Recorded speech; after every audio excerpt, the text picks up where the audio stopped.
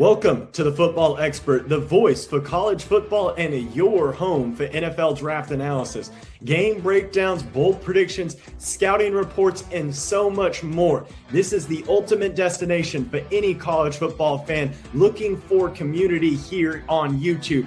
Make sure that you hit that subscribe button and notification bell so that way you never miss another video. And join the college football community all the way from California, Texas, Illinois, Michigan, and all the way here to South Carolina. Let's get to the video. Break. And we're back here with another video today. Today we are looking at the Penn State Nittany Lions and Matt Campbell's first year at Penn State, looking to make improvements where James Franklin left off after the very disappointing season, finishing out 7-6 after starting number 2 in the country, finishing unranked. But we're 4 straight wins to end the season against Michigan State, Nebraska, Rutgers, and Clemson. So there is some highlights, but there is a lot to improve on as we get into this video. So make sure that you hit the subscribe button down below. Help me reach my goal of 6,600 subscribers by the end of July. And make sure you hit that notification bell so you never miss another video. Let's get started. So first game of the year is a home game against Marshall. Easy win here. I don't see any issues. I think that this will be a win. Then a road game against Rutgers, just kind of down the road. Going to be an interesting one. One of those rare Power 4 going to Group of 5 teams, which is always cool to see. See a school like Rutgers. I think East Carolina and NC State have the same thing. It's always cool to see schools like Temple get an opportunity to, I think I may have said Rutgers, Temple, to get the opportunity to host a game like this. But I see this as a win here for Penn State. I just think that when looking at this team, especially, like, I think people underrate, yes, almost all of their players to the transfer portal, but they also brought in a lot of players. Like, you're looking at guys like Rocco Beck at quarterback, who had a fantastic season last year. But even the transfers from non-Iowa State teams, the defensive, the nose tackle that was brought in, and the right outside linebacker playing there, that were both brought in from UCLA, had talented years last year, played well, had some experience, and I like what I see there, along with some of the wide receiver threats, Chase Sodal and Gabe Burkle, even at tight end, I think is a good threat. As we're looking at this. So heading into the next game, final Group of 5 game on the schedule. Buffalo is next up. Easy win here as we get into Big Ten play. First game of the year is a home game against Rutgers or against Wisconsin. I don't know why I keep saying Rutgers. My apologies. Wisconsin. Wisconsin is an interesting team, no doubt about it.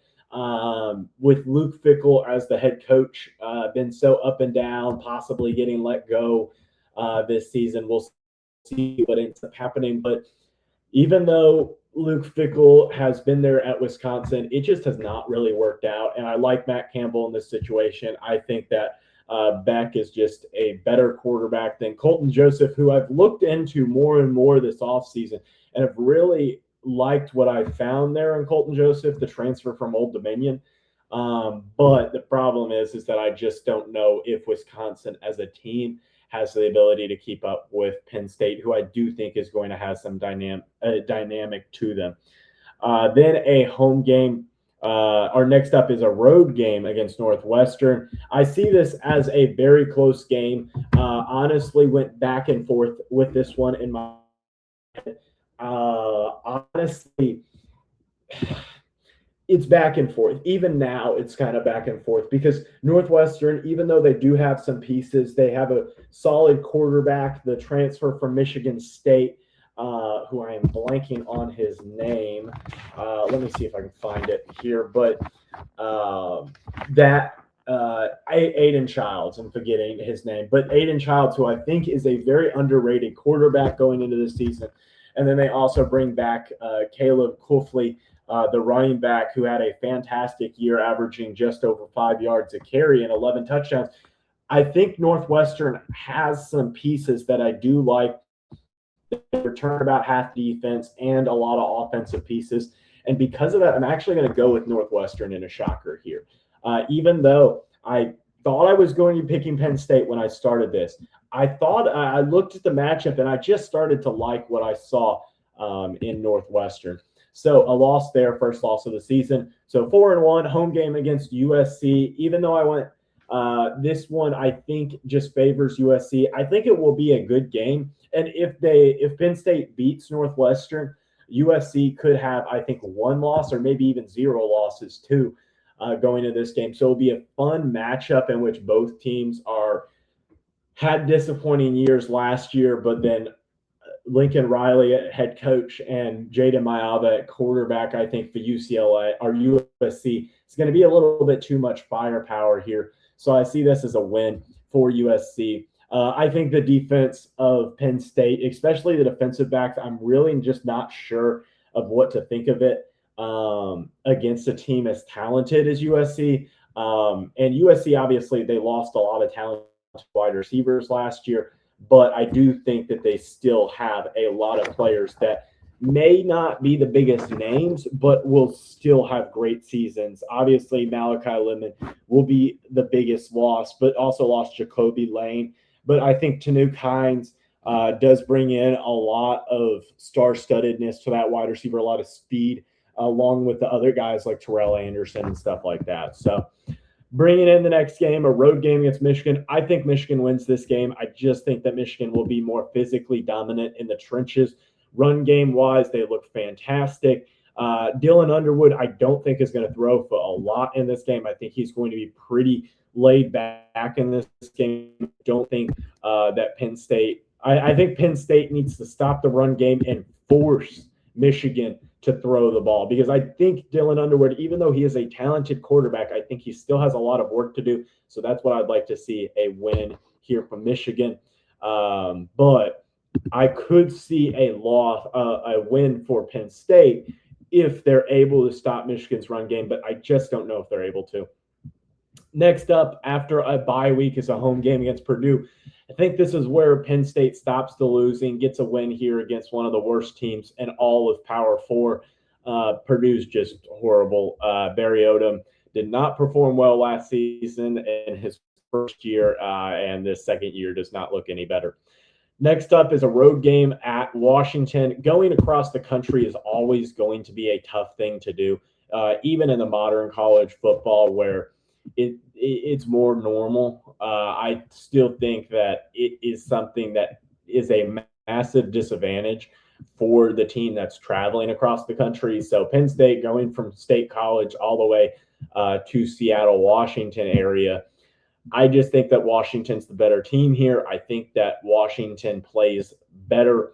And I think that Desmond Williams, the quarterback for Washington, even though he had the whole fiasco with wanting to leave and wanting to move on, but then got stuck with the contract and the whole thing. I just still think that he's going to have a good season because he's very motivated to get out of Washington and to make money and to get out of that situation. And therefore, I think if he has a good season, he will have more attention on him the same way Darian Mensah did, and be able to get him out of that situation. But we'll see what ends up happening. So I think this is going to be a loss here for Penn State. Moving on to the next game is a home game against Minnesota. Even though this one is going to be a tough game for both teams. PJ Fleck, the coach there at Minnesota, has done a good job, is very consistent. You did lose the Perch, the safety from Minnesota. That's going to be a big loss to Oregon for that defense. So I think Rocco Beck could have an excellent game passing in this one. But I do think the advantage still is with Minnesota. I could see Penn State winning this one. The problem is with this game is that I think Penn State may have issues at being able to get past Minnesota's defensive line, which I think is going to be excellent this season. Home game against Rutgers is next up, and I have this as a win. I think Greg Schiano, even though he is a very talented head coach there at Rutgers and has done better at Rutgers than almost anybody else can, probably almost anybody else can, I still think that the Rutgers is just less talented, so a win there. Finally, a road game against Maryland is the final season, and I have this as a win. I think Mike Locksley will already be let go at this point in the season, and Maryland already struggles at being able to finish out seasons in the first place. So I have that as a win.